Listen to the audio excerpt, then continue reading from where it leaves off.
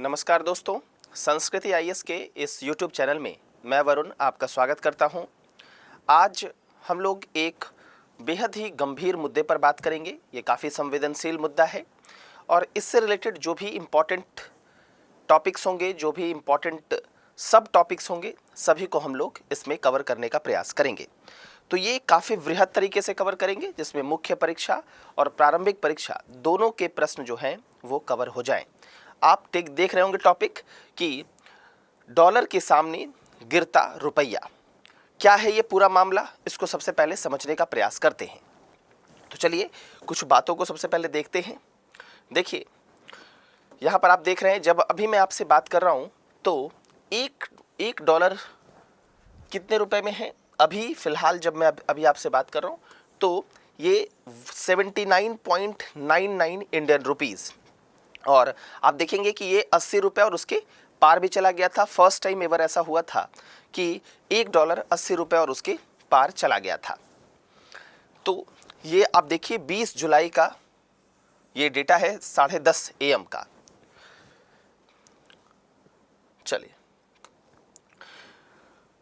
यहाँ पर आप देख सकते हैं कि rupee has depreciated by 25% since December 2014। ये कहा वित्त मंत्री निर्मला सीतारमण ने कि रुपया का जो डिप्रिसिएशन है वो 25% से हो गया है, अगर 2014 से हम कंपेयर करें तो। इसके बाद देखिए, उन्होंने कहा कि रूपी हैज़ स्ट्रेंथेंड, मतलब रुपया मजबूत हुआ है अगर हम कंपैरिजन करें ब्रिटिश पाउंड और जापानीज येन के साथ 2022 में। तो दो बातें निर्मला सीतारमण ने कही है। एक बात तो ये कहा कि 2014 से 25% जो है वो रुपया डिप्रिशिएट कर गया है, लेकिन साथ ही ये भी कहा कि रुपया मजबूत हुआ है किसके मुकाबले, तो ब्रिटिश पाउंड के मुकाबले और जापानीज येन के मुकाबले 2022 में। ये देखिए कि विपक्ष जैसे ही ये स्थिति पहुंच गई है कि रुपया जो है वो गिरता चला जा रहा है, रुपये की वैल्यू कम होती चली जा रही है, तो ये डिग लिया विपक्ष ने सरकार पर। Amritkaal, Congress takes aim at PM Modi as rupee is closer to 80 per dollar mark. यानी 80 रुपये जब हो गया था तो उस समय कांग्रेस ने डिग लिया, मतलब कांग्रेस ने मजा लिया कह सकते हैं सरकार का, कि ये क्या है, ये अमृतकाल है कि 80 रुपये हो गया $1 की वैल्यू। उसके बाद देखिए, राहुल गांधी का ट्वीट भी आप देख सकते हैं कि ₹40 रिफ्रेशिंग है, 50 इंडिया इन क्राइसिस, 60 आईसीयू में, 70 मतलब आत्मनिर्भर, 80 अमृतकाल। देख ही रहे हैं आप, रुपीस का यहाँ पर मारा है उन्होंने सिंबल अमृतकाल, ठीक है। ये भी ट्वीट आप देख सकते हैं। और उसके बाद उन्होंने लिखा था, देश निराशा की गर्त में डूबा है। ये आपके ही शब्द है ना प्रधानमंत्री जी। उस वक्त आप जितना शोर मचाते थे, आज रुपए की कीमत तेजी से गिरती देखकर उतना ही मौन है। अब की बार 80 पार। तो प्रधानमंत्री जी के एक पहले के स्पीच को उन्होंने यहाँ पर इस देख सकते हैं आप वीडियो में दिया भी है। यहाँ पर सबसे पहले हम लोग अभ्यास के लिए प्रश्न देखेंगे कि इससे क्या हम किस प्रकार के सवाल को सॉल्व कर सकते हैं इस तरह के वीडियो को देखकर। तो सबसे पहला सवाल आप देखिए, यूपीएससी 2021 में पूछा गया था। क्या है सवाल? किसी मुद्रा के अवमूल्यन का प्रभाव यह है कि वह अनिवार्य रूप से, तो यहाँ पर कीवर्ड्स को नोट करेंगे कि अवमूल्यन का प्रभाव क्या है और साथ ही यह अनिवार्य रूप से क्या होगा। विदेशी बाजारों में घरेलू निर्यातों की प्रतिस्पर्धात्मकता को बढ़ाता है, घरेलू मुद्रा के विदेशी मूल्य को बढ़ाता है, व्यापार संतुलन में सुधार लाता है, और उपरोक्त में से कौन सा कथन सही है ये आपको बताना है। तो यहाँ पर हम लोग इस प्रश्न को भी सॉल्व करेंगे और ये आप ही लोग सॉल्व कर लेंगे जब आप लोग इसको पढ़ लेंगे। सबसे पहले देखते हैं कि आज हम क्या क्या सीखने वाले हैं। तो सीखेंगे कि जो ये गिरता रुपया वाला जो कॉन्सेप्ट है, डॉलर के मुकाबले गिरता रुपया, ये न्यूज़ में क्यों है, मुद्रा क्या है ये भी समझेंगे, विनिमय दर प्रणाली को समझेंगे, मुद्रा का अभिमूल्यन तथा अवमूल्यन समझेंगे। अभिमूल्यन मतलब एप्रिसिएशन और अवमूल्यन मतलब डिप्रिसिएशन। रुपए के मूल्यह्रास के कारणों को समझेंगे कि यह अवमूल्यन क्यों हुआ, ये मूल्यह्रास क्यों हो रहा है, इसके कारणों को समझेंगे, रुपए में गिरावट से होने वाले फायदे और नुकसान को जानेंगे और फिर अभ्यास के लिए प्रश्न देखेंगे। एक प्रश्न पहले देखा और एक प्रश्न बाद में देखेंगे और साथ ही मुख्य परीक्षा के एक सवाल को भी हम लोग इसमें देखने का प्रयास करेंगे और देखेंगे कि उसका उत्तर हम किस प्रकार लिख सकते हैं। तो देखिए, न्यूज़ में क्यों है, क्योंकि अमेरिकी डॉलर के मुकाबले भारतीय रुपया अभी तक के सबसे निचले स्तर 80 के पार पहुंच गया है।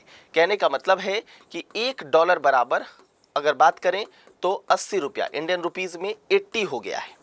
हालांकि पाकिस्तान की स्थिति तो और भी खराब है। पाकिस्तान में $1 कितने रुपए के बराबर है, पाकिस्तानी रुपए के बराबर, तो $1 वहां पर 221 पाकिस्तानी रुपीस के बराबर है।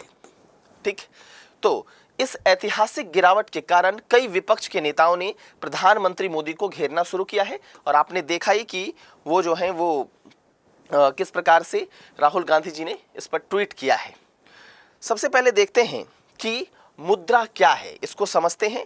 बात करेंगे न्यूज़ पर, आएंगे उस न्यूज़ तक पहुंचेंगे, लेकिन चूंकि बात मुद्रा अवमूल्यन की है तो सबसे पहले ये जानना जरूरी है कि मुद्रा क्या है। तो आप जानते हैं कि मुद्रा वह वस्तु है जिसे विनिमय के माध्यम के रूप में समाज द्वारा सामान्य रूप से स्वीकृत किया जाता है। मतलब आप मुझे कुछ देंगे तो मैं उसके बदले अगर आपको पैसा दे दिया तो आप भी संतुष्ट, मैं भी संतुष्ट। तो ये लेन देन के समय इसका प्रयोग किया जाता है। इसे स्वीकारोक्ति वस्तु विनिमय प्रणाली की कमी को दूर करने के लिए किया गया है। आप जानते हैं पहले क्या था, बार्टर सिस्टम था। बार्टर सिस्टम में कहने का मतलब क्या था कि इस सिस्टम में होता क्या था, मान लीजिए मुझे चाहिए आलू और आपको चाहिए टमाटर।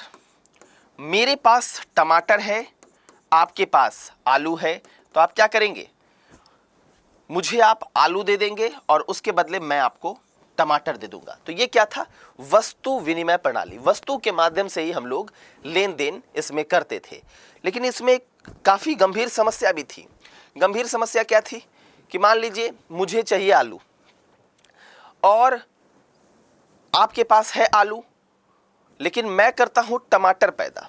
आपको लेकिन टमाटर नहीं चाहिए, आपको चाहिए प्याज।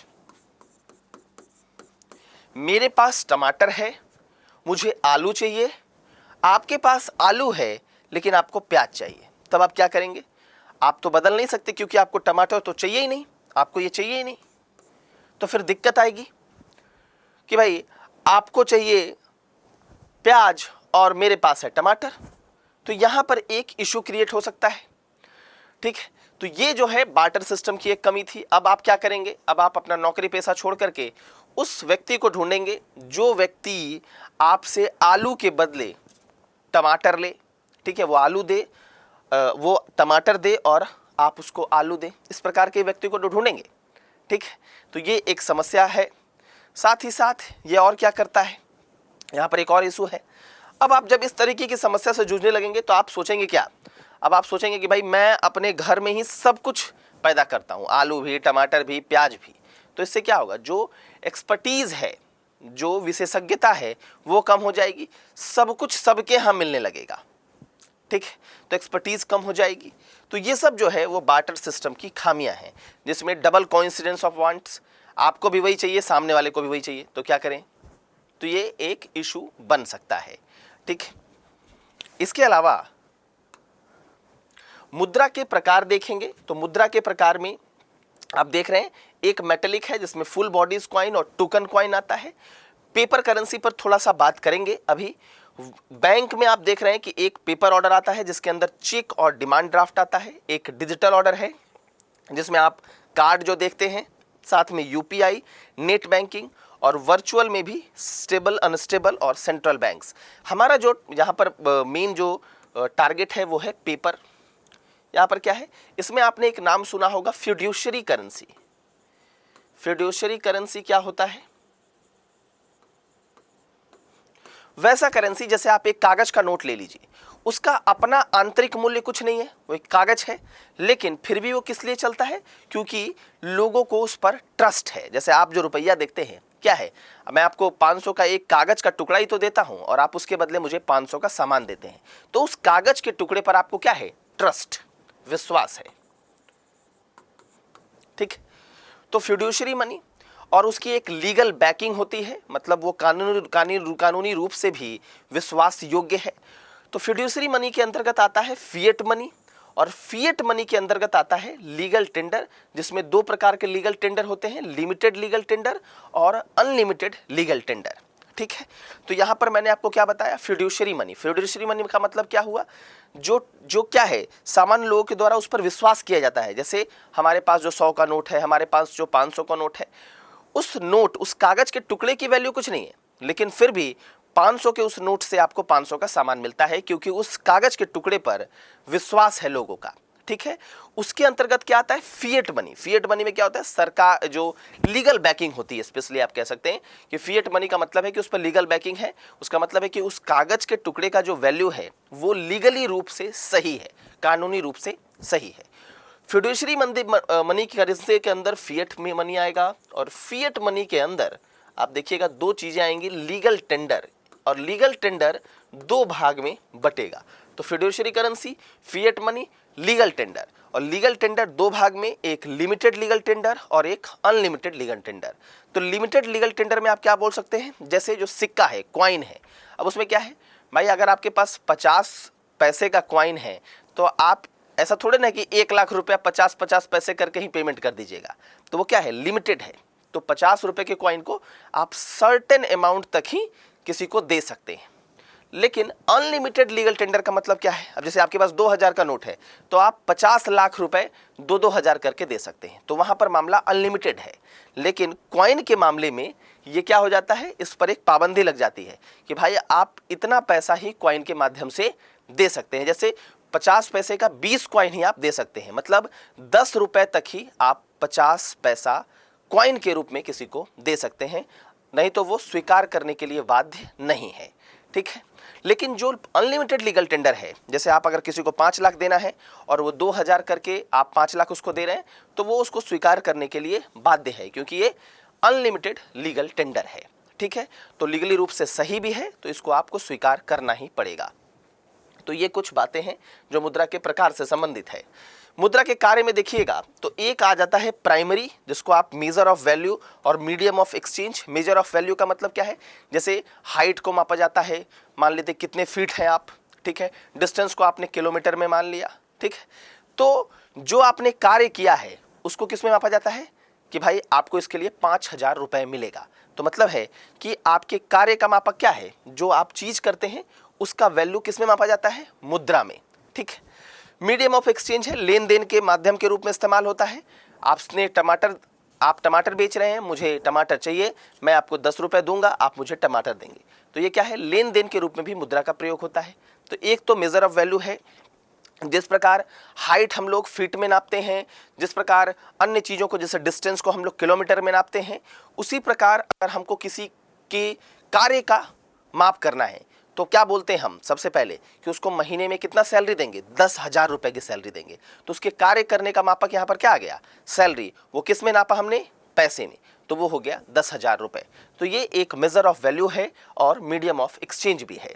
तो ये प्राइमरी फंक्शन है, और प्राइमरी फंक्शन से ही डिराइव हुआ है, उसी से निकला है सेकेंडरी फंक्शन, जिसमें store of value, transfer of value और डिफर्ड पेमेंट होता है। स्टोर ऑफ वैल्यू का मतलब क्या है कि उस पैसे को हम लोग सेविंग अकाउंट में डाल सकते हैं, उसका इन्वेस्टमेंट कर सकते हैं, मतलब उस मुद्रा को हम लोग स्टोर कर सकते हैं अपने सेविंग अकाउंट में या फिर इन्वेस्टमेंट कर सकते हैं। ट्रांसफर ऑफ वैल्यू का मतलब क्या है, अगर कोई व्यक्ति मान लेते हैं महाराष्ट्र में है, तो अगर अपना परिवार उसका दिल्ली में है तो वो महाराष्ट्र से दिल्ली तक वो पैसा भेज सकता है, यानी अपने वैल्यू को वो ट्रांसफर कर सकता है। तो मुद्रा का एक कार्य है ट्रांसफर ऑफ वैल्यू, यानी मुद्रा को एक जगह से दूसरी जगह भेजा जा सकता है।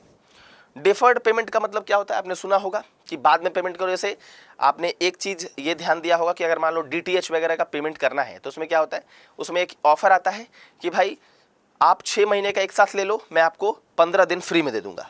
ठीक है, टाटा स्काई का पेमेंट करना है, 6 महीने का पेमेंट ले लो, दे दो आप 1,800 रुपये दे दो, मान लो एक बार में ही दे दो 1,800 रुपये, और आपको 15 दिन का एक्स्ट्रा मिल जाएगा। तो इसका कहने का मतलब क्या है, इसका कहने का मतलब है कि आपने 6 महीने का पेमेंट किया और 15 दिन आपको एक्स्ट्रा मिल गया। तो यहाँ पर कंपनी को नुकसान हुआ या नहीं, तो आप कहेंगे नहीं, क्योंकि जो 6 महीने का पैसा अगर एक बार में लेगी, मान लो 1,800 रुपये ली, तो ऐसे ऐसे 1800 करके बहुत लोगों से ली, तो उस पैसे को वो घुमा फिरा कर उसमें इन्वेस्टमेंट कर सकती है, उससे कुछ फ़ायदा कमा सकती है, और वो जो ये 15 दिन का आपको फ़ायदा दे रही है उससे काफ़ी ज़्यादा फ़ायदा वो इस पैसे से उठा सकती है। ठीक है, तो डिफर्ड पेमेंट के रूप में भी मुद्रा का प्रयोग होता है। तो मुद्रा के कार्य में आपने देखा कि मुद्रा मापक के रूप में भी इस्तेमाल होता है, मुद्रा मीडियम ऑफ एक्सचेंज लेन देन के रूप में भी इस्तेमाल होता है, उसको सेविंग अकाउंट में आप स्टोर भी कर सकते हैं, एक जगह से दूसरी जगह भेज भी सकते हैं, और डिफर्ड पेमेंट के रूप में भी मुद्रा का प्रयोग किया जा सकता है। मुद्रा जारी कौन करता है? तो देखिए, central government all coins up to ₹1000, all coins up to ₹1000 under coinage act. ठीक है, 1 रुपये का नोट इसमें साइंड बाय फिनांस सेक्रेटरी, जो वित्त सचिव के द्वारा साइन किया जाता है, और does not contain promise. I promise वाला जो वर्ड है जो आपको रुपीज में दिखता है वो आपको सिक्का में नहीं दिखता है। तो सेंट्रल गवर्नमेंट के द्वारा ऑल कॉइन्स अप टू ₹1000 और 1 रुपये का नोट, और 1 रुपये के नोट में इनका सिग्नेचर होता है। आरबीआई जारी करता है किसको? 1 रुपये से अधिक के जितने नोट हैं सबको आरबीआई जारी करता है, और ये आरबीआई के गवर्नर द्वारा साइंड भी होता है, और इसमें ये लिखा रहता है आई प्रॉमिस टू पे बियरर, तो मैं यह धारक को वचन देता हूं, इस तरह का शब्द उसमें लिखा भी रहता है। तो यहां पर आपने 2 बातें देखी, एक कि सेंट्रल गवर्नमेंट के द्वारा 1000 रुपये तक का सिक्का क्वाइनेज एक्ट 2011 के हिसाब से, और 1 रुपये का नोट किसके द्वारा साइंड होता है? फिनांस सेक्रेटरी के द्वारा, और इसमें ये बातें नहीं लिखी होती हैं जो मैं धारक को वचन देता हूं। आरबीआई के द्वारा 1 रुपये से ज़्यादा का नोट। ठीक, अब आ जाइए एक्सचेंज रेट, विनिमय दर। 2 अलग मुद्राओं की सापेक्ष कीमत होती है, जैसे $1 बराबर जैसा बात हुआ 80 रुपये, तो ये दो जो अलग अलग मुद्रा है, ये अमेरिकी डॉलर है और ये इंडियन रुपीज़ है, एक दूसरे के सापेक्ष कीमत होती है। जैसे $1 बराबर 70 रुपये, $1 बराबर 80 रुपये, $1 बराबर 221 पाकिस्तानी रुपये। तो $1 के सामने दूसरी जो मुद्रा है उसका सापेक्ष कीमत क्या है? अर्थात एक मुद्रा के सामने दूसरी मुद्रा की मूल्य की माप है, एक मुद्रा के सामने दूसरी मुद्रा की मूल्य की माप है। किन्हीं 2 मुद्राओं के मध्य विनिमय की दर उनकी पारस्परिक मांग और आपूर्ति होती है। ये मांग और आपूर्ति पर भी निर्धारित होती है, इसको हम लोग आगे वैसे देखेंगे। ठीक है, कि किस प्रकार ये डिसाइड किया जाता था। अगर आप भारत में विनिमय दर का इतिहास देखेंगे तो देखिए, सबसे पहले आपको दिखेगा कि भारत में किस प्रकार का विनिमय दर का इतिहास था। तो यहाँ पर फिक्स्ड एक्सचेंज रेट सिस्टम चलता था, जिसको आप निश्चित या स्थिर विनिमय दर कहते हैं। स्थिर विनिमय दर चलता था। ठीक, इसमें क्या होता था?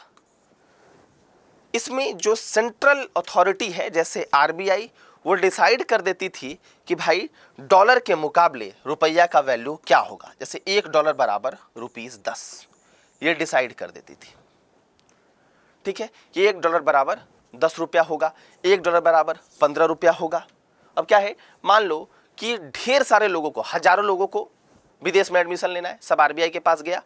आरबीआई ने बोला भैया आपको अगर $200 चाहिए तो आप 200 गुना 10 दे दीजिए, मतलब आप हमें 2000 रुपये दीजिए, हम आपको $200 दे देंगे। तो इस प्रकार से आरबीआई ये काम करता था, जिसके कारण क्या होता था, आरबीआई का ही जो विदेशी मुद्रा है वो पूरा खाली हो जाता था।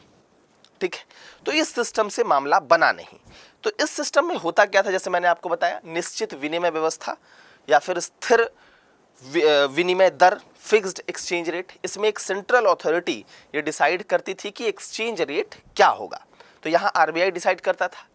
अब आरबीआई के पास लोग आते थे, भाई मुंह उठा के चले आए और कहे कि भैया हमें इतना दीजिए, अगर हमको फॉरेन इंस्टीट्यूट में एडमिशन लेना है, हम आपको 2000 रुपये दे रहे हैं, आप उसके मुकाबले हमको $1 दीजिए। ठीक, लेकिन ये मामला बना नहीं। ये लगभग चला, आप देखेंगे 1991 के अंत तक ये मामला चला, 1991-92 तक। 1993 से भारत में बाजार आधारित विनिमय दर व्यवस्था चलन में है। तो लगभग 1991-92 तक आप देखिएगा तो ये फिक्स्ड एक्सचेंज रेट का रिजीम था, लेकिन उसके बाद बाजार आधारित, मतलब डिमांड और सप्लाई पे ही चीजें निर्भर करेंगी। डॉलर की डिमांड किस प्रकार की है और उसकी सप्लाई किस प्रकार की है, वही जो है बाजार ही ये निर्धारित कर देगा कि डॉलर का जो वैल्यू है वो क्या होगा रुपए के मुकाबले। तो ये बाजार ही निर्धारित करेगा, इसमें कोई सेंट्रल अथॉरिटी नहीं आएगी। ठीक है, तो यहां पर जैसे ये जो अगर मान लेते हैं कि $1 बराबर अगर आप 60 इंडियन रुपीस देख रहे हैं, तो ये बाजार ही निर्धारित करेगा, ये बाजार ही निर्धारित करेगा, इसमें कोई सेंट्रल अथॉरिटी की भूमिका नहीं है। और बाजार कैसे निर्धारित करेगा, अगर मान लेते हैं कि डॉलर की सप्लाई बहुत ज्यादा है तो क्या होगा, $1 बराबर 50 रुपए, और अगर डॉलर की सप्लाई कम है, मतलब अगर उसकी मांग ज्यादा है और सप्लाई कम है, तो $1 के लिए आपको 80 रुपए भी 70 रुपए भी देना पड़ जाएगा। समझ में आ रहा है, किसी चीज की अगर सप्लाई कम है तो उसके लिए हमको ज्यादा पैसा लगाना पड़ेगा, तो $1 70 हो जाएगा, और अगर किसी चीज की सप्लाई ज्यादा है, इनफ है, तो हम $1 50 रुपए में ही प्राप्त कर सकते हैं। तो ये जो डिसाइड करेगा ये मार्केट ही डिसाइड कर देगा। तो 1993 से हमने फ्लेक्सिबल एक्सचेंज रेट रिजिम अपनाया है, मतलब है कि हमने ये जो बाजार आधारित विनिमय दर है या फिर अस्थायी विनिमय दर है या फिर जिसको आप फ्लोटिंग एक्सचेंज रेट सिस्टम कहते हैं, वो हमने अपना लिया है। ठीक है, अब इसमें एक और भी शब्द आता है जिसको आप कहते हैं managed floating rate system. Managed floating rate system का मतलब क्या होता है, सामान्य तौर पर इसमें निर्धारण कौन कर रहा है, सामान्य तौर पर इसमें निर्धारण जो है वो बाजार कर रहा है, मांग और आपूर्ति कर रहा है, लेकिन अगर जरूरत लगती है तो आरबीआई को भी क्या करना पड़ता है, इंटरफेयर करना पड़ता है। जैसा मैं आपको भी दिखाता हूं, देखिए मान लीजिए कि जो डॉलर की वैल्यू है वो क्या है, बढ़ते चली जा रही है, मतलब डॉलर का जो मांग है वो बढ़ता चला जा रहा है। ठीक, और तो डॉलर का जब मांग बढ़ता चला जाएगा तो फॉर एन एग्जांपल $1 कितने के बराबर हो जाएगा, मान लेते हैं ₹70 के बराबर हो गया, मांग इसका बढ़ता चला जा रहा है। तो मैनेज्ड फ्लोटिंग रेट सिस्टम में क्या होता है कि आरबीआई उस समय हस्तक्षेप करता है जब उसको ऐसा लगता है कि अगर वो हस्तक्षेप ना करेगा तो सिस्टम जो है वो पूरी चरमरा सकती है, पूरे बुरे स्थिति में फंस सकती है। तो आरबीआई इस स्थिति में क्या करेगा, वो करेगा कि उसके पास जो डॉलर है, चूंकि डॉलर की मांग ज्यादा है और सप्लाई है नहीं, आपूर्ति उतनी है नहीं, तो डॉलर महंगा होता चला जा रहा है, तो उस समय क्या करेगा कि उसके पास जो डॉलर है आरबीआई के पास वो यहां वो देता चला जाएगा। ठीक है, यानी मार्केट में क्या करेगा, डॉलर की सप्लाई को बढ़ा देगा। ठीक उसके विपरीत अगर डॉलर की मांग नहीं है और आपूर्ति है, प्रॉपर मांग नहीं है और आपूर्ति है, मतलब डॉलर जो है वो पर्याप्त है, ठीक है, इवन कह सकते हैं मोर देन एनफ है, पर्याप्त से भी ज्यादा है, तो उस समय क्या करेगा आरबीआई डॉलर जो है वो मार्केट से खरीद लेगा।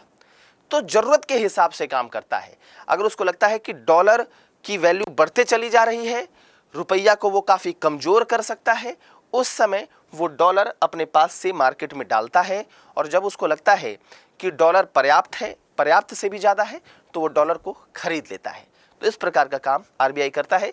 तो ये जो है ये सिस्टम क्या है, managed floating rate, manage floating rate system. ठीक, managed floating rate system clear है। तो ये चीजें ध्यान में रखनी है, लेकिन यहां पर आपको ये बात ध्यान में रखनी है कि 1993 से भारत में फ्लोटिंग एक्सचेंज रेट सिस्टम आया हुआ है। अब थोड़ा सा यहां पर ये देखते हैं मुद्रा के अभिमूल्यन तथा अवमूल्यन। ठीक है, अभिमूल्यन और अवमूल्यन का जो कॉन्सेप्ट है वो क्या है, देखिए यहां पर दो बातें आपको समझनी बहुत जरूरी है। एक चीज क्या है, देखिए इसको अंग्रेजी वर्ड में समझिए, हिंदी वाला जो वर्ड है वो बड़ा कंफ्यूजिंग है। यहां देखिए, अगर फिक्स्ड या स्थाई वाला जो एक्सचेंज रेट सिस्टम जब हुआ करता था, फिक्स्ड रेट, ठीक, और ये है floating rate. Floating rate exchange rate system में क्या होता है, मार्केट इसमें डिसाइड करता था और इसमें एक सेंट्रल अथॉरिटी डिसाइड करती थी कि भाई एक्सचेंज रेट का क्या पैटर्न रहेगा। इस समय जब मुद्रा का मूल्य गिरता था, मुद्रा की वैल्यू गिरती थी या मुद्रा की वैल्यू बढ़ती थी, तो इस समय इसमें कहा जाता था डिवैल्यूएशन या फिर रिवैल्यूएशन। तो फिक्स्ड रेट जो सिस्टम है, फिक्स्ड एक्सचेंज रेट सिस्टम में डिवैल्यूएशन या फिर रिवैल्यूएशन, कहने का मतलब है कि अगर $1 मान लेते हैं कि 50 और $1 मान लो 60 हो गया, तो 60 होना मतलब रुपया की वैल्यू गिरना, ठीक है। अब हमको 60 रुपए लगाकर $1 खरीदना है, यानी मेरी वैल्यू कम हो गई। पहले मैं 50 रुपए में ही $1 खरीद लेता था तो मेरी वैल्यू ज़्यादा थी, पहले 50 लगता था, अब 50 में काम नहीं बनेगा, अब मुझे 60 रुपए देना पड़ेगा, यानी मेरे रुपया का जो वैल्यू है वो कम हो गया, ठीक है। अमाउंट बड़ा दिख रहा है लेकिन वैल्यू कम हो गया, क्योंकि पहले उसी चीज़ को हम 50 रुपए में खरीद लेते थे, उतनी ताकत थी उस रुपए में, अब उसी रुपए में ताकत कम हो गई, अब उसको 60 रुपए देना पड़ेगा तब वो चीज़ खरीद पाएंगे। तो ये क्या है, मान लेते हैं कि 50 से 60 हो गया, तो ये क्या हुआ, डिवैल्यूएशन। तो ये फिक्स्ड रेट, जो फिक्स्ड रेट सिस्टम था, फिक्स्ड एक्सचेंज रेट सिस्टम था, उसमें ये डिवैल्यूएशन कहलाता था। और अगर ऐसा हो गया कि मान लेते हैं $1 60 के बराबर है और $1 50 हो गया, तो ये क्या है, ये है कि मुद्रा की वैल्यू बढ़ गई। पहले हम 60 रुपए में $1 खरीदते थे, अब हम 50 में ही खरीद ले रहे हैं, यानी मेरी वैल्यू बढ़ी है। उस समय पहले कहा जाता था रिवैल्यूएशन, ठीक है। उसी को फ्लोटिंग रेट सिस्टम में डेप्रिसिएशन या फिर एप्रिसिएशन कहते हैं। उसी चीज को फ्लोटिंग रेट सिस्टम में डेप्रिसिएशन या फिर एप्रिसिएशन कहते हैं। डेप्रिसिएशन का मतलब यही है कि $1 50 से 60 हो गया, और एप्रिसिएशन का मतलब है कि 60 से 50 हो गया, बस शब्द अलग है। जब फिक्स्ड रेट सिस्टम था तो डिवैल्यूएशन और रिवैल्यूएशन शब्द कहते थे, अब हम लोग डेप्रिसिएशन और एप्रिसिएशन शब्द का प्रयोग करने लगे, ठीक है। चलिए, तो ये था आपका डेप्रिसिएशन और एप्रिसिएशन का मतलब। तो अब हम लोग चूंकि फ्लोटिंग रेट एक्सचेंज सिस्टम इस्तेमाल करते हैं, तो अब हम लोग सामान्य तौर पर क्या बोलते हैं कि मुद्रा डेप्रिसिएट कर गई, मतलब मुद्रा की वैल्यू गिर गई, या फिर हम कहते हैं कि मुद्रा की वैल्यू बढ़ गई, एप्रिसिएट कर गई। तो डेप्रिसिएशन और एप्रिसिएशन इसी का संदर्भ है, ठीक है। अब देखिए कि क्या होगा अगर मुद्रा डेप्रिसिएट कर जाए, तो उसका क्या प्रभाव पड़ेगा। यहां पर ध्यान दीजिए कि अगर मुद्रा डेप्रिसिएट कर गई, चूंकि भारत की मुद्रा डेप्रिसिएट कर रही है डॉलर के मुकाबले, तो मान लेते हैं कि $1 बराबर 60 था, अब $1 बराबर मान लो 70 हो गया, तो क्या होगा। ये डेप्रिसिएशन का प्रोसेस है, क्या होगा, अवमूल्यन है, इससे क्या फायदा होगा और क्या नुकसान है, ये समझने का प्रयास करिए। आपको सबसे पहला जो सवाल था ना, वो इसी से जुड़ा हुआ है। क्या हुआ, सबसे पहली बात इसमें कि मान लेते हैं कि $1 बराबर 60 और $1 बराबर 70, ये वाली बात है। अब इससे देखिए निर्यात पे क्या इंपैक्ट पड़ता है, तो एक्सपोर्ट क्या होता है ये सोचते हैं, फिर हम लोग देखेंगे इंपोर्ट क्या होता है, फिर हम देखेंगे कि व्यापार घाटा कैसा रहता है, और फिर हम देखेंगे उसी से जुड़ा हुआ चालू खाता घाटा, ठीक है। अब देखिए, मान लीजिए कि किसी को कोई सामान मंगवाना है ऑस्ट्रेलिया में, या फिर मान लेते हैं यूनाइटेड स्टेट्स में कोई व्यक्ति है, उसको कोई सामान मंगवाना है। तब आप सोचिए कि पहले वो अगर $2 दे देता तो उसको कितना का सामान मिलता, 120 रुपए का। अब वही $2 अगर वो देता है तो उसको कितना का सामान मिल जाता है, 70 रुपए के हिसाब से 140 रुपए का। यानी उसी $2 में वो 120 प्लस 20 और 20 रुपए का सामान ले सकता है उसी $2 में। इसका मतलब है कि जो बाहर से मंगवाने वाला व्यक्ति है उसको क्या होगा, फायदा होगा। तो जब इस व्यक्ति को फायदा होगा, मान लेते हैं ये जॉन है, यूएस में रहता है, इसको मान लीजिए अगर फायदा होगा तो ये क्या करेगा, ज़्यादा से ज़्यादा चीज़ों को भारत से मंगवाएगा, जो भी ज़रूरत की चीज़ें हैं वो भारत से मंगवाने का प्रयास करेगा।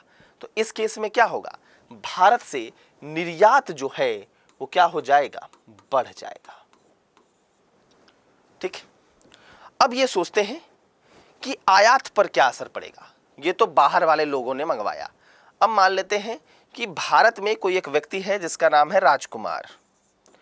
अब उसको बाहर से चीजें मंगवानी है, कहीं से चीजें मंगवानी है। अब आप सोचिए कि पहले उसको जब सामान मंगवाना पड़ता था तो उसको मान लो $2 का कोई सामान है, ठीक है, जो वो मंगवा रहा है। पहले उसको एक्सचेंज रेट सिस्टम के तहत क्या देना पड़ता, 120 रुपये। 120 रुपये वो लेकर जाता और उसको $2 उसके सामने मिल जाता, और ये $2 वो यूज करके बाहर से एक सामान मंगवा लेता।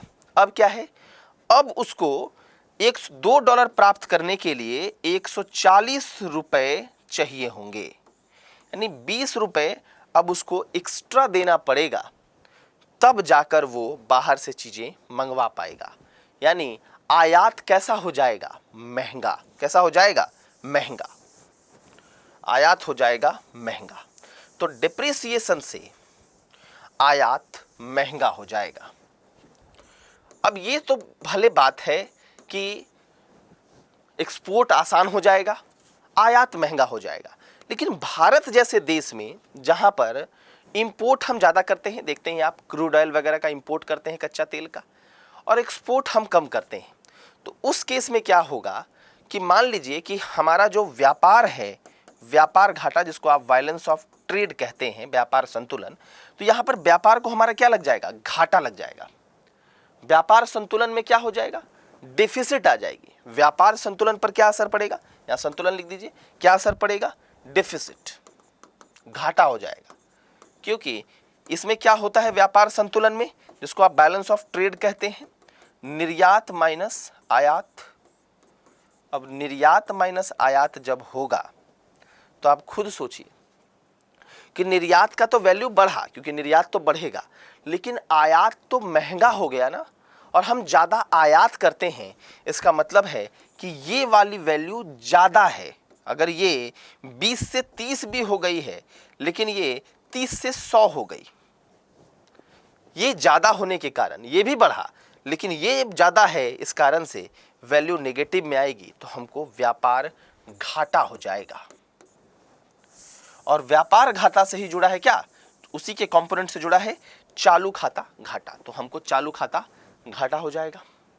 यानी रुपया के डेप्रिसिएशन से, अवमूल्यन से हमारा निर्यात तो बढ़ेगा, आयात हमारा महंगा हो जाएगा। व्यापार संतुलन किस प्रकार से हो जाएगा, व्यापार संतुलन में घाटा हो जाएगा, व्यापार घाटा हो जाएगा, ट्रेड डेफिसिट हो जाएगा, और उससे ही जुड़ा हुआ जो चालू खाता है उसमें भी हमें घाटा हो जाएगा। तो ये सब सारी चीजें होती हैं। ठीक इसके उलट जब आप सोचेंगे एप्रिसिएशन से क्या होगा, तो एप्रिसिएशन का मतलब है $1 में 60 की जगह पे 50 हो गया, यहाँ पर 60 से 70 हो गया था। एप्रिसिएशन में 60 से क्या हो गया, 50 हो गया। अब क्या होगा, पहले विदेश का वो आदमी $2 देता था तो 120 रुपए का सामान आप देते थे, अब उसको आप 100 ही रुपए का सामान देंगे तो वो आपसे उतना नहीं मंगवाएगा, तो ये घट जाएगा। हाँ, ये जो है ये सस्ता हो जाएगा। क्यों सस्ता हो जाएगा, क्योंकि पहले राजकुमार को $2 के लिए 120 लगता था, अब उसको 100 ही रुपए में $2 मिल जाएगा और उससे वो बाहर से सामान मंगवा लेगा। और ये अगर इस केस में क्या हो सकता है कि अगर आपका आयात सस्ता हो जाए, और अगर आप आयात ड्रिवन कंट्री हैं जो ज़्यादा आयात करते हैं, तो व्यापार संतुलन जो है वो कुछ हद तक नियंत्रित हो सकता है, और चालू खाता कुछ हद तक नियंत्रित हो सकता है।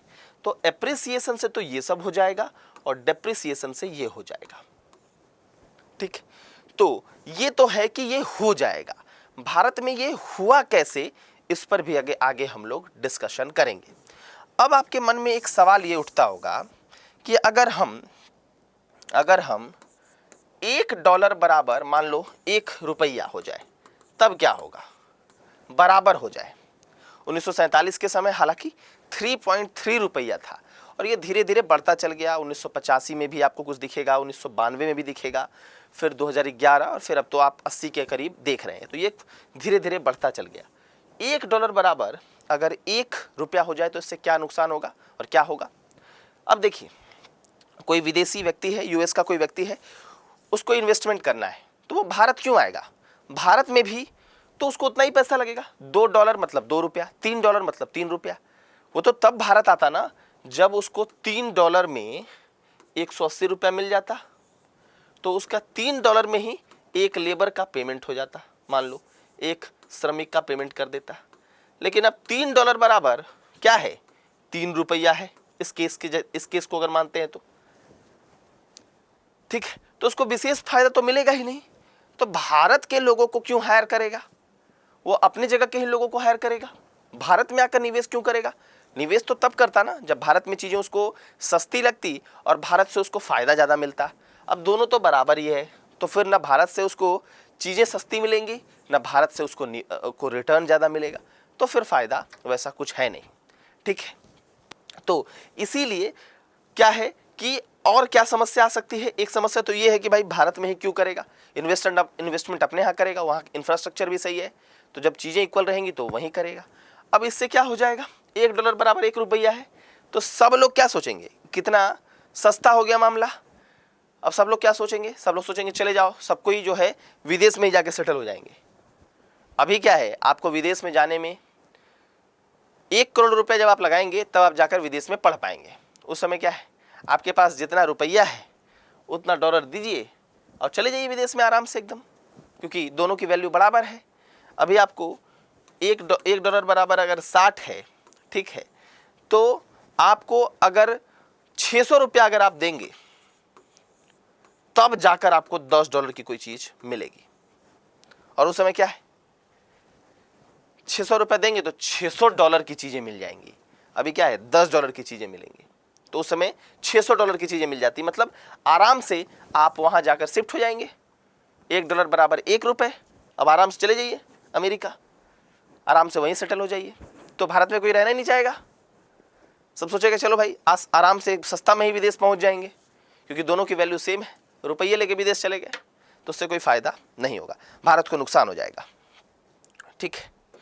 अब हम लोग यहाँ पर ये देखने का प्रयास करेंगे, तो मैंने आपको अवमूल्यन और अभिमूल्यन दोनों बता दिया। अब हम आपको ये दिखाने का प्रयास करते हैं कि ये बता दिया मैंने, निर्यात को प्रोत्साहित करता है। अब हम ये दिखाने का प्रयास करते हैं कि रुपए के मूल्यह्रास का कारण क्या है, उसका कारण क्या है, रीजन क्या है जिसके कारण रुपया का मूल्यह्रास हो गया। देखिए, डॉलर की सप्लाई का कम होना सबसे मेन जो चीज है। रुपया नीचे क्यों गिरा होगा?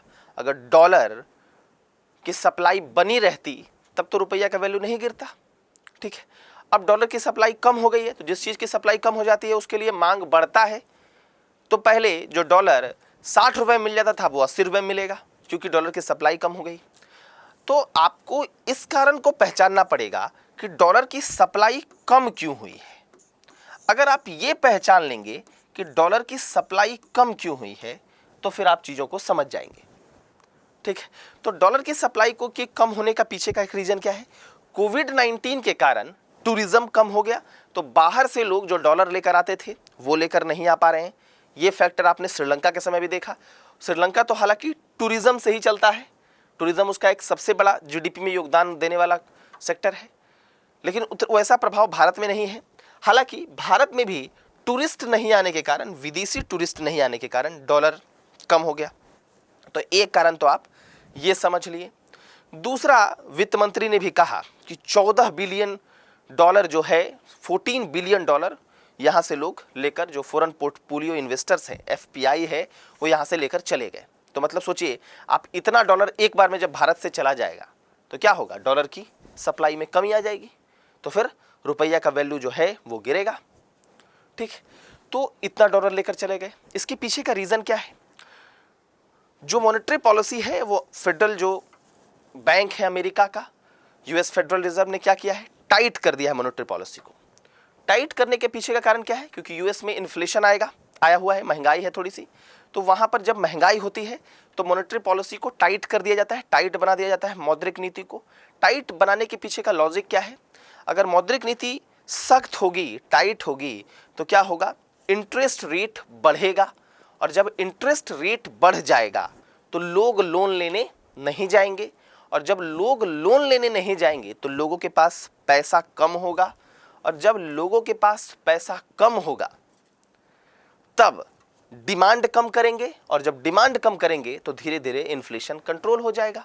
तो ये एक लॉजिक है, इसको ध्यान से समझेंगे। ये भारत में भी काम करता है कि अगर हम यूएस की बात कर रहे हैं तो यहाँ पर टाइट अपनाया गया, टाइट मॉनेटरी पॉलिसी, इन्फ्लेशन को कंट्रोल करने के लिए, महंगाई को कंट्रोल करने के लिए। क्या है? जब टाइट मॉनेटरी पॉलिसी अपनाई जाएगी इन्फ्लेशन को कंट्रोल करने के लिए, तो यहां पर आपको एक चीज दिखेगा। क्या दिखेगा? कि टाइट मॉनेटरी पॉलिसी का मतलब है कि इंटरेस्ट रेट यानी ब्याज दर का कम होना, ब्याज दर बढ़ना। अब जब ब्याज दर बढ़ेगा तो क्या होगा? लोग लोन कम लेंगे, ऋण कम लेंगे, क्योंकि ज्यादा इंटरेस्ट देना पड़ेगा उनको। और जब लोग ऋण कम लेंगे तो लोग मांग कम करेंगे, और यही तो हमारा उद्देश्य था। इन्फ्लेशन क्यों बढ़ा था? क्योंकि लोग मांग ज्यादा करने लगे थे और सप्लाई कम थी। तो हमारा मांग को कम करना ही तो उद्देश्य है, और वो हम कैसे कर सकते हैं? इस तरीके से। क्योंकि मांग जैसे जैसे ज्यादा होगी, मान लेते हैं कि 200 आईफोन था, 200 लोग डिमांड कर रहे हैं। अब आईफोन 200 ही है, आपूर्ति 200 आईफोन की ही है, लेकिन मांग जो है वो 4000 लोग करने लगे, तो क्या होगा? आईफोन का दाम बढ़ जाएगा। आप देखते होंगे ओकेजन के समय भी दूध का दाम बढ़ जाता है, पूजा पाठ में। तो वही कहने का मतलब है कि मांग जैसे ही बढ़ेगा वैसे ही, और आपूर्ति अगर नियत है, यथावत बनी हुई है, तो क्या करना पड़ेगा? उस मांग को ही कम करना पड़ेगा, तब मुद्रास्फीति कंट्रोल होगी। तो मुद्रास्फीति को कंट्रोल करने के लिए क्या करेंगे? ब्याज दर को बढ़ाना पड़ेगा। और जब ब्याज दर बढ़ेगा तो आपको लगता है क्या कि कोई इन्वेस्टर बाहर जाने की कोशिश करेगा? तो आप कहेंगे नहीं, कोई इन्वेस्टर बाहर जाने की कोशिश नहीं करेगा, क्योंकि उसको इंटरेस्ट रेट ज़्यादा लगेगा। तो वो ज़्यादा इंटरेस्ट रेट पर पैसा लेकर या डॉलर लेकर भारत क्यों आएगा? क्यों ही नुकसान झेलेगा? उतना रिटर्न उसको नहीं मिल पाएगा भारत से। तो जब रेट ऑफ इंटरेस्ट कम होता है तब वहाँ से लोग आते हैं और यहाँ पैसा डालते हैं भारत में, ठीक है। और जब इसके ठीक विपरीत वाला केस होता है तो फिर यहाँ से पैसा लेकर वहाँ चले जाते हैं। वैश्विक मंदी के भी आसार लग रहे हैं इन्वेस्टर्स को, तो उसके कारण उनको लग रहा है कि भाई कहीं पर भी पैसा फंसाना दुखद हो सकता है, तो चलो भाई यहाँ से लेकर चलो। तो इसी बात को वित्त मंत्री ने भी कहा कि 14 बिलियन डॉलर जो है वो यहाँ से चला गया, ठीक है, 14 बिलियन डॉलर यहाँ से चला गया। तो वैश्विक मंदी के कारण, साथ ही मैंने आपको बताया टूरिज्म सेक्टर भी भारत का थोड़ा सा नीचे आ गया, जिसके कारण भी डॉलर नहीं आ पाया। अमेरिका के द्वारा अपनाई गई सख्त नीति ये भी कहीं ना कहीं इसके लिए उत्तरदायी है। जो टाइट मॉनेटरी पॉलिसी है ये भी वित्त मंत्री ने कहा कि ये भी कहीं ना कहीं उत्तरदायी है। तो अब क्या किया जाए? इसका उपाय क्या किया जाए? कहीं ना कहीं जब आपसे कोई उपाय पूछेगा तो इसका उपाय क्या करेंगे, ठीक है। अब एक यहां पर आपको और भी दिख रहा होगा, आरबीआई की जीसैप आई थी आरबीआई की, जिसमें गवर्नमेंट सिक्योरिटी एक्विजिशन प्रोग्राम है। उसमें क्या है कि आरबीआई जो है वो मार्केट में काफी पैसा डाल करके गवर्नमेंट सिक्योरिटीज को खरीदता है। ठीक इसमें जो है ओपन मार्केट ऑपरेशन, जो आप मौद्रिक नीति में पढ़ेंगे, खुले बाजार की प्रक्रिया, कुछ उसी प्रकार का जीसैप भी है, जिसमें आरबीआई क्या करता है? सरकारी प्रतिभूतियों की खरीद बिक्री करता है। लेकिन ओपन मार्केट ऑपरेशन और जीसैप में एक अंतर है। जीसैप में जो है ना, वो पहले से ही बता दिया जाता है कि हम इतना सिक्योरिटीज खरीदने वाले हैं, और ओपन मार्केट ऑपरेशन में खरीदने की ऐसी कुछ बातें नहीं बताई जाती है। तो एक ये बेसिक अंतर है, इसमें भी सिक्योरिटीज को खरीदा जाता है। तो जीसैप मतलब सिक्योरिटी एक्विजिशन प्रोग्राम, सरकारी प्रतिभूतियों को एक्वायर करना है, एक्विजिशन है, उसको अधिग्रहण करना है। तो उसमें क्या होगा? मार्केट में काफी पैसा चला जाएगा। जब आप सिक्योरिटी खरीदेंगे तो क्या होगा? खरीदने के लिए जब आप सिक्योरिटी बाजार से उठाएंगे तो इसके लिए काफी पैसा आपको देना पड़ेगा, और जब देना पड़ेगा तो मार्केट में क्या हो जाएगा? काफी पैसा ज्यादा हो जाएगा। तो इंडिया में पैसा ज़्यादा होने का एक तरीका ये भी हो सकता है कि जीसैप, अगर सरकार जीसैप की नीति अपनाती है तो काफ़ी ज़्यादा पैसा हो जाएगा, और काफ़ी ज़्यादा पैसा हो जाएगा तो उसका एक पक्ष तो ये है कि उससे महंगाई भी बढ़ जाएगी, क्योंकि ज़्यादा पैसा मतलब ज़्यादा डिमांड, और ज़्यादा डिमांड मतलब मुद्रास्फीति, तो उससे कहीं ना कहीं आप देखेंगे तो उससे मांग बढ़ेगी, और जिसके कारण फलतः मुद्रास्फीति बढ़ जाएगी। और ज़्यादा पैसा है और डॉलर नहीं है तो उससे डॉलर की भी वैल्यू बढ़ जाएगी। खूब पैसा है, सब सोच रहा है हम विदेश जाकर ही पढ़ें। क्यों? क्योंकि आरबीआई ने जीसैप की नीति अपनाई, और जीसैप की नीति अपनाने के माध्यम से उसने सरकारी प्रतिभूतियों को खरीदना प्रारंभ किया, और जैसे ही किसी चीज़ को आप खरीदेंगे तो आप मार्केट में पैसा देंगे, सबके पास पैसा आ गया। अब सब सोच रहा है विदेश जाएं, सब सोच रहा है डॉलर ज़्यादा से ज़्यादा उनके पास आना चाहिए, तभी तो जा पाएंगे विदेश। तो सब लोग लाइन के कतार में लग गए हैं। अब जब सबको ही लाइन में लग गए हैं तो फिर समस्या क्या है? डॉलर तो उतना है ही नहीं, तो डॉलर की वैल्यू बढ़ गई। तो आरबीआई की जीसैप नीति, जिसमें वो सिक्योरिटीज़ को खरीदता है पैसा देकर, वो भी कहीं ना कहीं इसके लिए उत्तरदायी है। वही है यहाँ पर लिखा हुआ है। साथ ही साथ एक और रीज़न है जिसमें मैंने आपको बताया, ये पिछले क्लास में बात हुई थी, जो रसिया यूक्रेन वॉर है, तो 24 फरवरी के बाद से ही देखिएगा तो काफ़ी आपको ये चीज़ें दिखाई पड़ेगी। जब से रसिया ने यूक्रेन पर अटैक किया था, उसके कारण क्या हुआ? क्रूड ऑयल का दाम बढ़ गया। अब पहले आपको कम डॉलर क्रूड ऑयल खर्च करना पड़ता था क्रूड ऑयल के लिए, अब आपको ज़्यादा डॉलर ख़त्म करना पड़ रहा है। तो उससे भी क्या हो रहा है? डॉलर जो है वो यहाँ से बाहर जा रहा है। तो डॉलर जब आपके पास पर्याप्त होगा तभी तो रुपये और डॉलर का जो रेट है वो बैलेंस बना रहेगा। लेकिन आप क्रूड ऑयल के आयात करने में ज़्यादा डॉलर अब लगा रहे हैं, तो आपका जो विदेशी मुद्रा भंडार है वो कम होता चला जा रहा है। डॉलर जो है उसकी कमी बढ़ती चली जा रही है, और डॉलर की सप्लाई कम होती चली जा रही है, जिसके कारण डॉलर का वैल्यू बढ़ता चला जा रहा है। तो यहाँ पर एक है कि इन्वेस्टर्स का चला जाना, अमेरिका के द्वारा सख्त नीति का पालन करना, रसिया यूक्रेन वॉर जिससे क्रूड ऑयल का दाम बढ़ना, जिससे आपको ज़्यादा अब पैसा लग रहा है, ज़्यादा डॉलर देना पड़ रहा है। तो ये सब कुछ कारण है जिससे डॉलर की जो वैल्यू है वो रुपये के मुकाबले काफ़ी बढ़ गई है, और रुपया काफ़ी गिर गया है। रुपए में गिरावट होने से आपको पता है भारत से निर्यात अधिक होगा, भारत का पर्यटन बढ़ेगा। अब क्या है? अवमूल्यन हो गया है भैया, नीचे गिर गया है रुपया। आइए आराम से $2 दीजिए और 10 दिन स्टे करिए, क्योंकि $2 बराबर 160 रुपया हो गया। मान लेते हैं कि एग्जाम्पल है, अब 160 रुपये में आराम से घूमिए फिरिए। पहले $2 बराबर 100 रुपया था, 120 रुपया था, 140 रुपया था, अब 160 हो गया है। तो आराम से आइए यहाँ पर और आकर आराम से एकदम पर्यटन करिए, कोई दिक्कत नहीं है। ठीक है। साथ ही साथ निर्यात अधिक होगा, ये मैंने आपको बता ही दिया। बाहर से जो लोग हैं, मान लो मैं हूँ, तो मैं क्या करूँगा? खूब पैसा जो है सो भेजूंगा, क्योंकि मुझे पता है कि अभी अगर मैं अपने घर वालों को $200 भेजूंगा तो 80 रुपये के हिसाब से मिलेगा। पहले तो ये 75 रुपये के हिसाब से मिलता, अब 80 रुपये के हिसाब से उनके पास पैसा आ जाएगा। तो उतना ही पैसा मैं अभी भेजूंगा तो मेरे घर वाले के पास ज़्यादा पैसा होगा। समझ रहे हैं आप कि जैसे $200 अगर भेजेंगे तो 80 रुपये के हिसाब से कितना हो जाएगा? सोच लीजिए आप, 16,000 रुपये। अब पहले जब मैं अपने घर वाले को $200 भेजता था तो उनको 15,000 ही बनता था। तो 1,000 का फायदा बैठे बैठे है, तो ज़्यादा से ज़्यादा रेमिटेंस जो है वो भारत में आएगा। ठीक। नुकसान तो आपको पता ही है, आयात इससे महंगा हो जाता है। कर्ज चूंकि आप डॉलर में लेते हैं तो वो भी महंगा हो जाएगा। ठीक, वो भी महंगा हो जाएगा। फॉरेक्स रिजर्व कम होगा, आयात आप ज़्यादा से ज़्यादा करेंगे तो उसमें ज़्यादा डॉलर आपको देना पड़ेगा। जब आयात महंगा हो जाएगा इसका मतलब है ज़्यादा डॉलर आपको पे करना पड़ेगा, तो आपके पास जो भंडार है वो कम हो जाएगा। विदेश में इलाज कराने जाएंगे तो पहले मान लेते हैं $20 में इलाज करा लेते थे। ठीक है, अब क्या है? $20 बराबर पहले क्या था? 75 रुपये के हिसाब से अगर आप सोचते तो मान लो 1,500 रुपया है। एक एग्जाम्पल दे रहा हूँ मैं, ये हाइपोथेटिकल है। 1,500 रुपये मान लो इलाज करा लेते थे, अब आपको क्या है? 1,600 रुपये देना पड़ेगा, तभी तो इलाज करा पाएंगे। ठीक है, क्योंकि $20 बराबर 80 रुपये के हिसाब से 1,600 हो गया, तो इलाज महंगा। स्कूल में एडमिशन महंगा, पहले आपको $20 में 1,500 रुपये में एडमिशन मिल जाता था, अब आपको 1,600 देना पड़ेगा तब $20 मिलेगा, तो सब कुछ महंगा। ठीक, विदेश में चिकित्सा महंगा हो जाएगा तो सब भी, यात्रा महंगी हो जाएगी। अब सब कुछ डॉलर में जब पेमेंट करना है और जब उसका दाम ही बढ़ गया तो फिर क्या होगा? सब कुछ महंगा हो जाएगा। ठीक है, आसान है ये। अभी इंडिया की फॉरेन रिजर्व ऑफ क्या है, ये डिक्लाइन हो गई है, 8.062 बिलियन डॉलर डिक्लाइन कर गई है।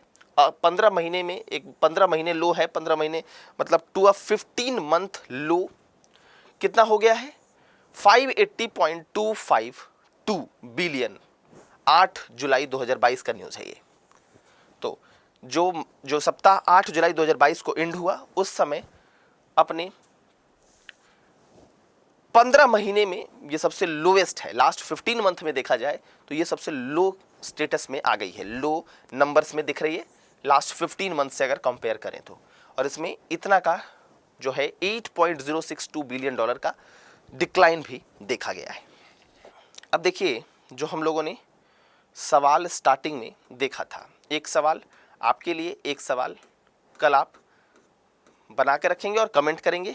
तो देखिए, इस सवाल को यूपीएससी 2021 ने पूछा है, किसी मुद्रा के अवमूल्यन का प्रभाव यह है कि वह अनिवार्य रूप से, ध्यान देंगे, अनिवार्य रूप से क्या करेगा, मतलब इस एकदम मैंडेटरी है कि वो काम वो करेगा ही।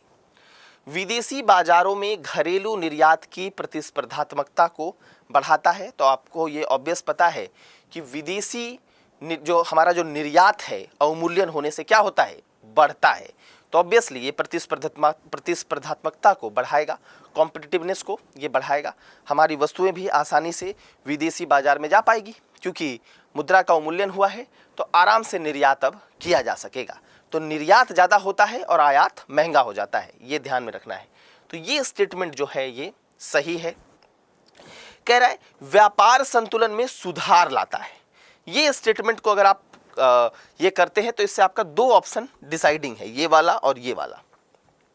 तो आप सोचिए कि आयात महंगा हो गया और निर्यात जो है वो बढ़ गया, लेकिन हम ऐसे देश हैं जो आयात ज़्यादा करते हैं, जिसके कारण क्या होगा, जो माइनस वाला फैक्टर है वो हमारे के ऊपर ज़्यादा हो जाएगा। हालांकि निर्यात भी बढ़ गया, लेकिन हम आयात ज़्यादा करते हैं और आयात कैसा हो गया है, महंगा हो गया है अवमूल्यन से।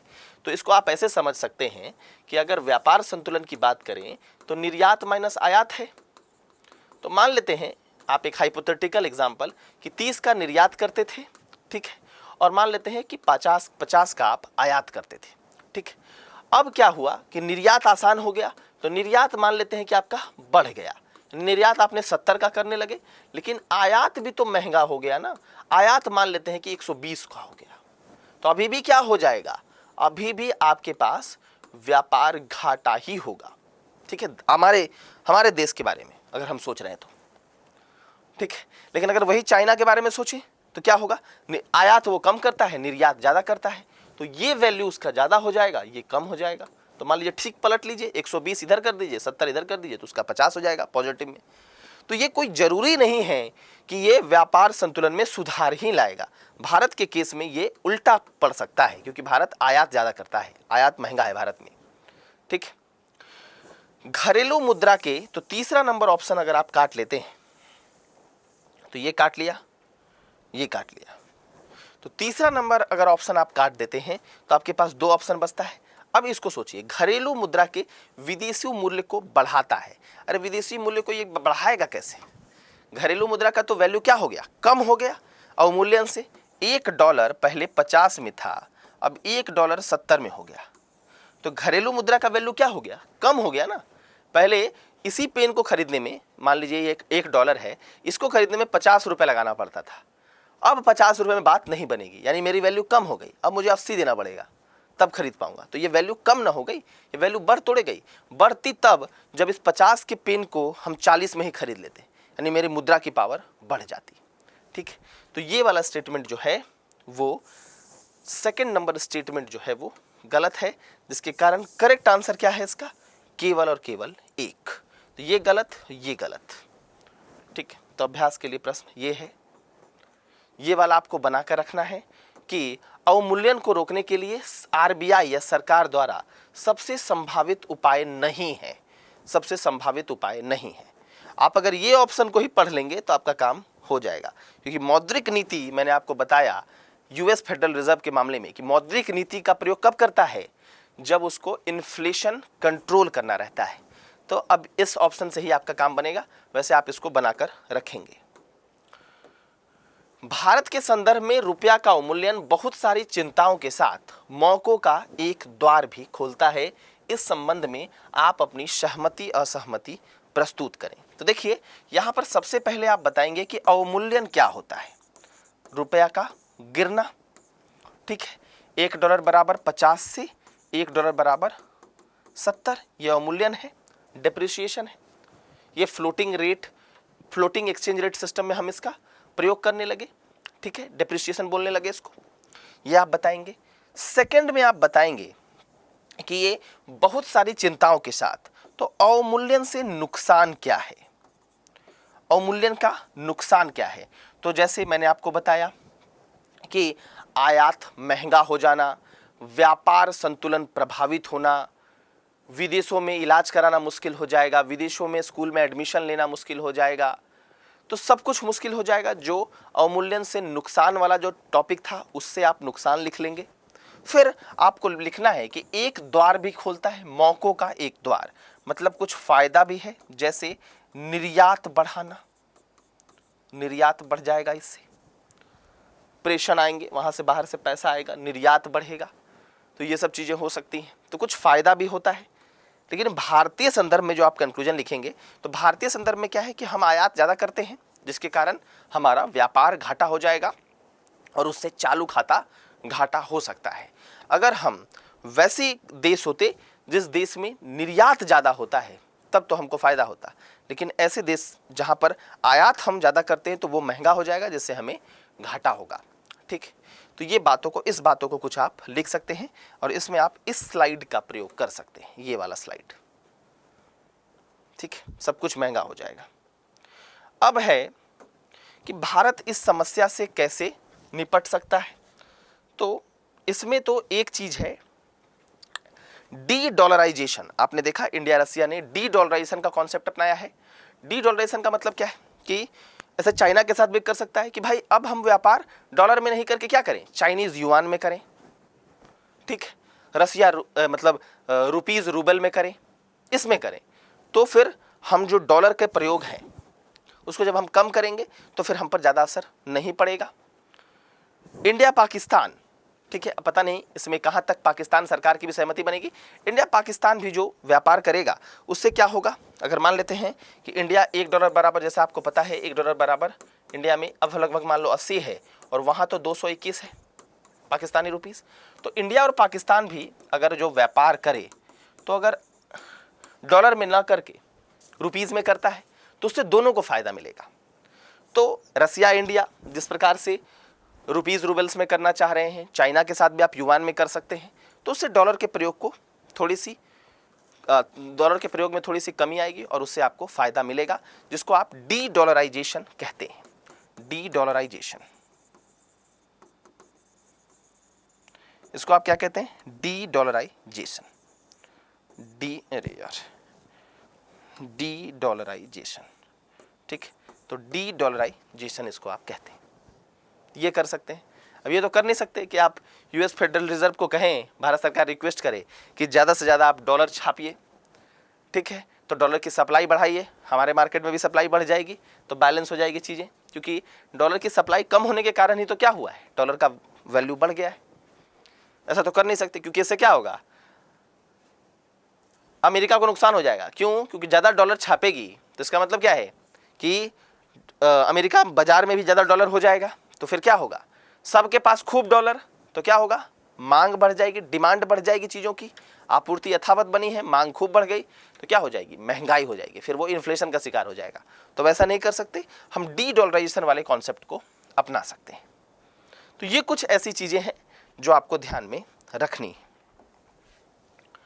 तो आज के इस लेक्चर में हम लोगों ने ढेर सारी चीज़ों को पढ़ने का प्रयास किया, जाना मुद्रा क्या है, मुद्रा के फंक्शंस को देखा, जाना कि न्यूज़ में क्या चल रहा है, जाना ये भी कि अवमूल्यन क्या होता है, जाना कि एप्रिसिएशन और डेप्रिसिएशन का कॉन्सेप्ट कब से शुरू हुआ, 1993 से, पहले डिवैल्यूएशन और रिवैल्यूएशन था, इसको भी समझने का प्रयास किया।